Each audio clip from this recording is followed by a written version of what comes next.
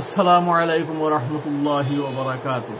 আজকের সবক ইয়াতা হলো হাইজ নেফাসর বয়ান গেছে গিয়া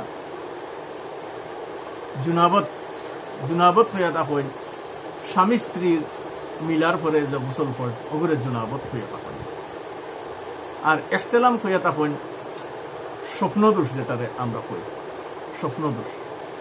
স্বপ্নদোষ হইলে গোসল করা ফরজ।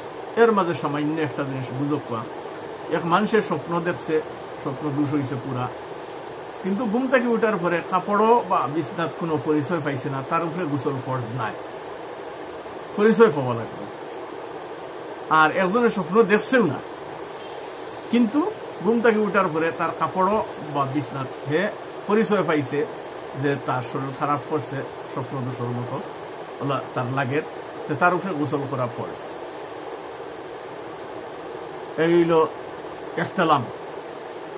আর দুহুলে হাসপা কইন যে মিয়া বিবির দুই অগুরর সরঙ্গা এখানো হয়ে গেলে আর আগে দিয়ে আর কিছু হইছে না, অতখান হয়ে গেছে, গোসল করা ফরজ হয়ে গেছে। জাযাকুমুল্লাহু খাইরান ফিদ দারাইন। আসসালামু আলাইকুম ওয়া রাহমাতুল্লাহি ওয়া বারাকাতুহু।